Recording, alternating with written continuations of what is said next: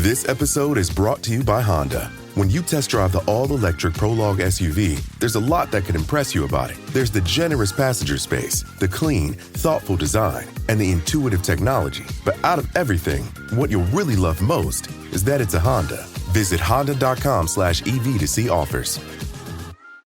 This Steve Jones Show podcast is now loading. The Steve Jones Show podcast is presented by Sunbury Motor Company, Purdy Insurance, and Brewers Outlet.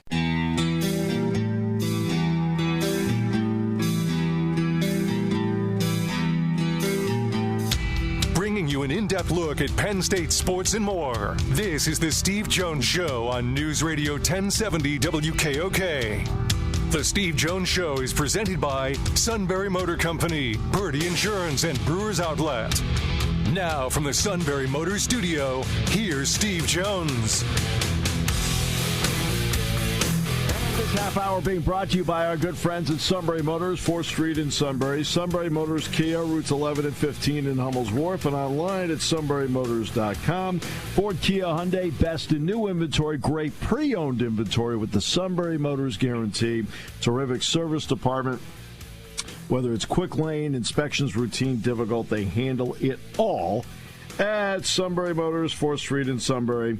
Sunbury Motors, Kia, routes 11 and 15 in Hummel's Wharf, and online at sunburymotors.com. It is the final leg of the Triple Crown, and that means Dick Jerardi. DJ, welcome back. Hi, Steve. How are you, buddy? Doing well. Again, at the Coaches versus Cancer, your putts help your team tear it up. You know what? I didn't make any. I had like 2 or 3 to lip out so I could whine a little bit, but I was with a good group, and I did one of our fivesome made the longest putt. I want to say it was like 65 feet. It was on the hole where the longest putt got a prize. It's the longest putt I've ever seen. Yeah. We needed 2 measuring tapes. The 50-footer wasn't enough. That's so good. that was very cool. That is very cool. Okay, so the Belmont. Before we get to the horses themselves, the old Belmont Park was 1.5 miles once around. Okay, start line, finish line. What is the structure at Saratoga, as you know, to get 1.5 miles as to how they have to do it? Right. So it's 1.8 mile track, Steve, and they actually are not going to run this race at 1.5 miles because you just literally it doesn't work. Yeah. With the configuration. So for the second straight year, they're going to run at 1.25 miles, the Derby distance. And at Saratoga, that means they'll start at the 8th pole. They'll go to the finish line and then one more time around. So you have 1.8 miles plus an 8th, and it's 1.25 miles. Whereas the Derby, like Churchill Downs and Pimlico, are 1 mile in circumference tracks. Yeah. So the Derby starts at the quarter pole. The Preakness is a little shorter. They start at the 3/16 pole. But yeah, they didn't feel comfortable doing it at 1.5 miles because I think it would start on a turn. It just wouldn't be right. So the hope is, the plan at the moment is Belmont Park, as you know, is undergoing renovation. They tore down the old building. The new building is taking shape. The racetrack itself will still be 1.5 miles. They're doing some things with the turf courses. They're putting an artificial track in there. I think it's going to be open next fall. We're talking the fall of 26, but probably not in time for the Belmont Stakes. So the thought is that the Belmont Stakes will be at Saratoga again next year, unless they get finished a lot faster than they think. And then the Belmont Stakes will come back to Long Island at Belmont Park in 2027, which is the same year the new Pimlico is supposed to open in Baltimore. And even though they just started there, the track basically as big as Belmont Park. It won't take as long to tear down. Plus, they're not doing anything with the racetracks at all at Pimlico. They will be exactly the same as before. So the hope is that they'll be up in 2 years. So in 2027, the 2 new tracks will be up and running, and obviously Churchill Downs isn't going anywhere. So. Well, just so everybody knows, even though it was not a day of racing, Mr. Jerardi made sure I saw Saratoga. We were the beauty of it. Yeah, we were up there, Penn State and Siena and Albany, and we took a ride up during the day to see the track on Union Avenue, America's oldest sporting venue, and you got a little ride around the town. It's a great place. For people who don't know the geography, it's 30 minutes due north of Albany, about 2.5 hours from Manhattan. Okay, Journalism is the horse that's going to be making its third start in the Triple Crown. How would you rate the two trips? One was a win, one was a second, but how would you rate the two trips? I didn't love the Derby trip, but that was mostly circumstance when the one-horse Citizen Bull decided to make a right turn out of the gate, kind of just crowded all the horses behind him. Journalism, one of them, and Steve, instead of being fifth early, where I thought he'd be, he was 10th. Instead of being like 5 lengths off the lead, he was 10. So it's just kind of the positional part of it wasn't what they had planned on. And he still finished second. I'm not sure he'd love the sloppy track either. But the worst trip was Preakness, when the rider, Umberto Rispoli, who really has been a turf rider most of his life, he's from Italy, he rode in Europe, he rode in Hong Kong, came to the U.S. 5 years ago, and still to this day doesn't have a giant amount of experience in major races on dirt. He made a terrible tactical mistake in the Preakness, where all he had to do on the far turn was just steer the horse away from the traffic to the outside. Right. Instead, as everybody saw, he decided, all right, I'm going to stay near the rail. It's the shortest way, and he basically created a hole that didn't exist. He was like the running back who was running through the line. There were two defensive tackles standing next to each other and just ran through them. He said, get out of here. Get out of the way. And it completely stopped his momentum, and it was crazy, and it was scary, and it was a mistake, and he can say it wasn't, but it was. And then the horse somehow, and I've never seen this, I mean, he had no chance at the top of the stretch. I mean, none. Right. He'd come to a stop. You can't do that in this sport. This isn't like a car where you can accelerate and start going fast. And somehow he regathered himself, and in those last couple 100 yards made up 5 lengths to win. I've never seen that exactly in all the years I've watched horse racing. So I think it tells you how talented he is. Now, the question is, did that, plus the Derby, plus the Santa Derby, is that starting to take a toll on him? Right. Is it just too much? And unfortunately, that's an answer we're not going to know until they run the race tomorrow night at 7 o'clock. But having watched his last work and watched him on the track, he looks fine. And knowing Michael McCarthy, who you met when we were at Santa Anita that day, came by the boxes to say hi, he wouldn't be running this horse if he didn't think he was right. So, and I'm because Michael's a friend, I'm picking him. But I'd like to see a horse who runs at all 3 get rewarded. Yes. Right? So the Derby winner, Sovereignty, said, nah, I don't think so. Derby third by Aces said, nah, no Preakness for me. So I think it'd be cool to see the horse that actually showed up at all of them be rewarded at the end that went 2 and 3. Well, Sovereignty, of course, as you mentioned, was the Kentucky Derby winner and rallied from, I think, as far back as 16th, if I recall, to come back and win. It's been 5 weeks since. Your thoughts on Sovereignty? Because we all know, Belmont's one of the top trainers out there. Yep. No, he's legitimately good horse, Steve. I mean, his races going. His first race he ever ran was at 6 furlongs, similar to Journalism. It's the only race where it wasn't right there at the finish. Ever since then, every one of his races has been terrific. What happened at the Derby was, I think the circumstances were perfect for Sovereignty that day. Sloppy track, which he obviously liked, fast pace, was kind of by himself in the back, where he got to relax, unlike Journalism, who kind of had to go into places where you really didn't want to go early just to hold the position. Sovereignty was able to get a completely relaxed trip and then just followed Journalism around the far turn. Right. And ran, by all empirical data, 4 lengths better than he'd ever run in any race in his life. Right. So the question you're going to ask about him is that the new normal? If it is, then obviously he can win again. If it isn't, then he could potentially regress, and he could be a horse you could try to beat. I don't know that it's a great idea to try to beat him, but at some point you're going to have to make a decision if you're gambling on this race. And I would probably try to beat Sovereignty, but I wouldn't spend a whole lot of money trying to do it. Right.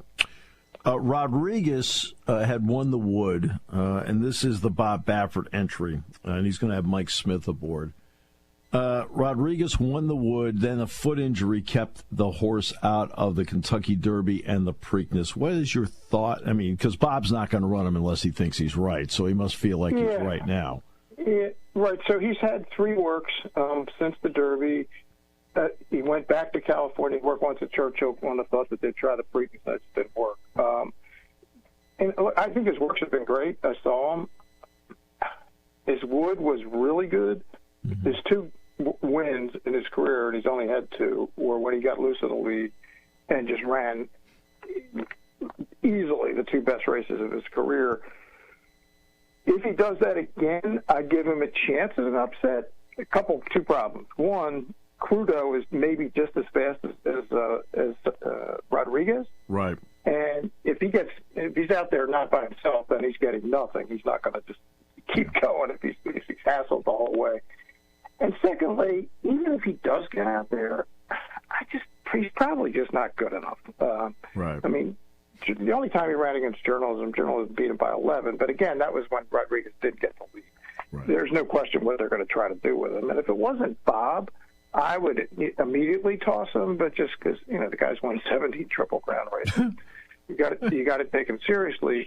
But having said that, Steve, this is not the kind of horse he wins with. No. You usually know with him. I mean, it's not like you didn't know how good Point Give was or Silver Charm or his 2 Triple Crown winners. You knew when they were coming out on the track. And those 4 horses I just mentioned account for 10 of the 17.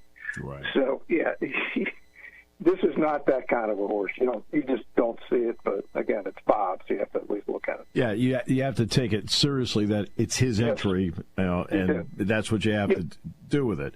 Now, you mentioned earlier Baeza, which to Baeza's credit was actually closing on Journalism at the end of the Derby. Yep, he was. And the rider's not bad. Nope. The rider is the best there is, Flavien Prat. Yep. And it was interesting. He was supposed to be riding another horse in the Derby. That horse scratched. There was a late when Rodriguez scratched. Yeah. Pratt got the ride by Baeza, and the horse he was supposed to ride was eventually ridden by Louis Saez. That's how they held him, obviously the horse in high esteem. Mm-hmm. And if you watch the replay of the Derby, Baeza got further behind than I would have thought from the outside post. Right. And then they were following Journalism, and he just couldn't keep up on the turn. And because of that, by the time he got around the far turn, Baeza ran into a bunch of traffic and lost his momentum. Yeah.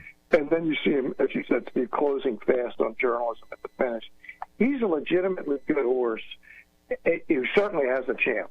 Didn't run in the Preakness. Will be the better odds of the 3 of them. Better odds, obviously, the Derby winner or the Preakness winner. Right.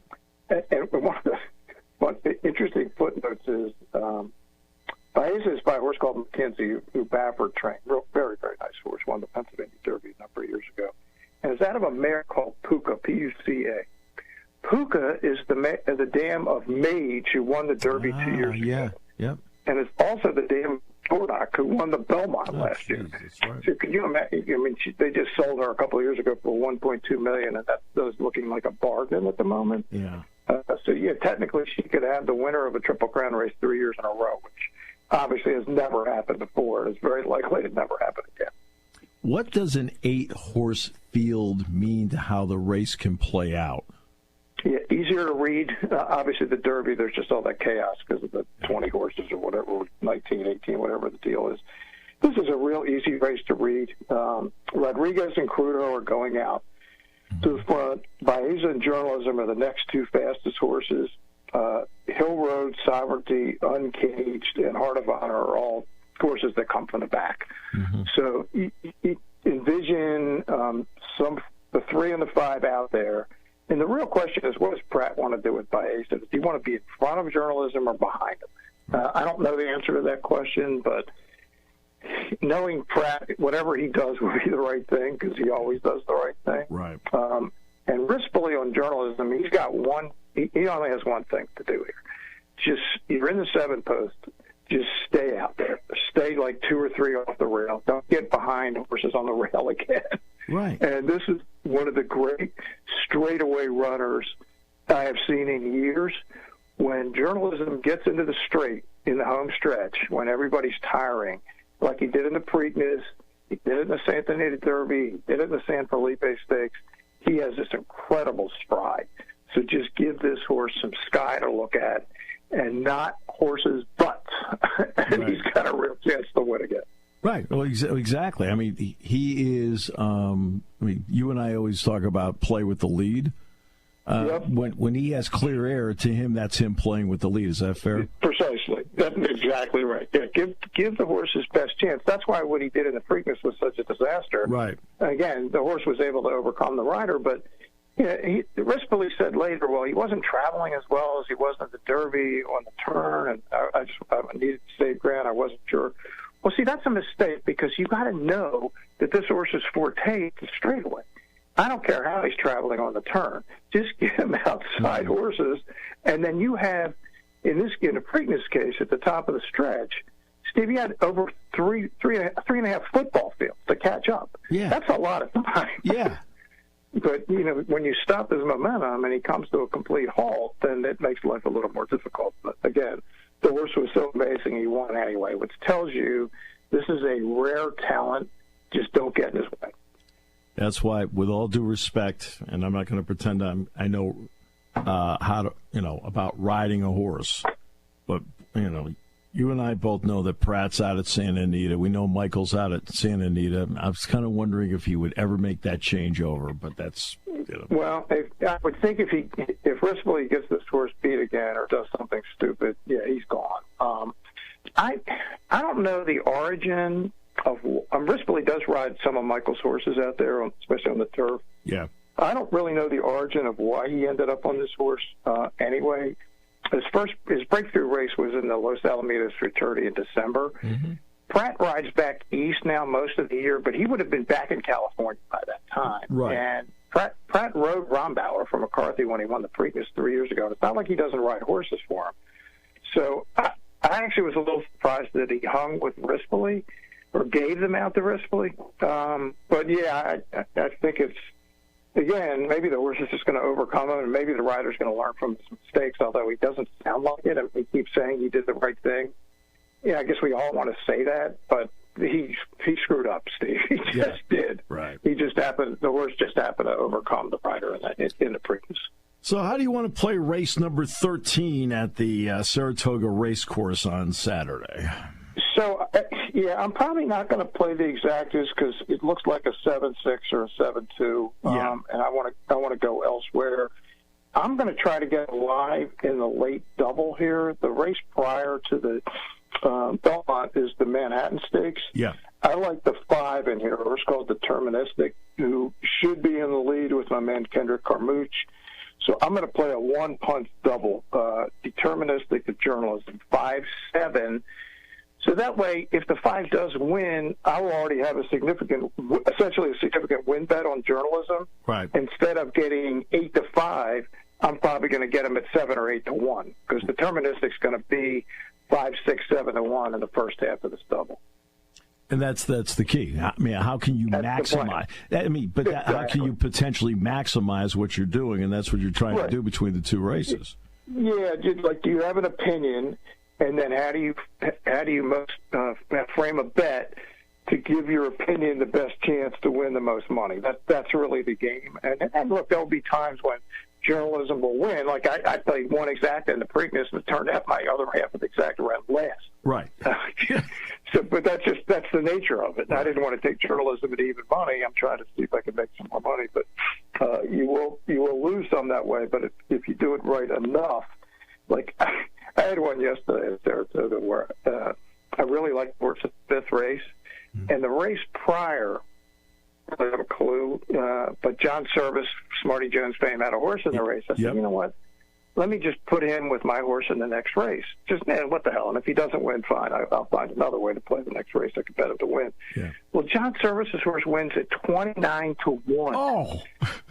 Now all of a sudden I'm live. I got like an 8-1 shot, except for $1, the double is paying 68 to 1. Oh. The problem was that the horse I liked ran a bad fourth. I hate when that happens. But it's all about putting yourself in position. All right, it's like anything in sports. It's like you get a good shot, have a good play, and then sometimes you give yourself a better odds of winning. But I got lucky on the first half, but the problem, I wouldn't even have bet the horse otherwise. I was just saying, on the off chance that he wins, I'm not risking. And what it did actually saved me a lot of money, because I was going to bet a lot of money to win on the horse in the next race, but I didn't have to. It worked out. DJ? Yeah, it saved me money, but I could have won a lot of money. Absolutely. It would have been. Turn it off and on to the next race. That would have meant Murray's. All right. That's definitely Murray's. DJ, always great. Thanks so much. Yes, sir. See you, Steve. School's out, the grill's fired up, and your summer adventures are just getting started. Whether it's a beach trip, a ball game, or just running the kids to practice, Sunbury Motors Ford has the vehicle to get you there. Choose from over 20 Bronco Sports, roomy, rugged, and ready, with savings up to $8,278 and prices starting at just $29,483. Want efficiency and space? Grab one of 24 fuel-sipping 2025 Ford Escapes, discounted up to $5,769 and starting at only $28,352. Need a muscle from the boat or camper? Check out 35 Ford F-150s, America's bestseller, with savings just under $11,000, starting at $46,579. No pressure, no gimmicks, just real deals for real families in Central PA. Sunbury Motors Ford, coming alive in 2025. In the North 4th Street Auto Plaza, Sunbury.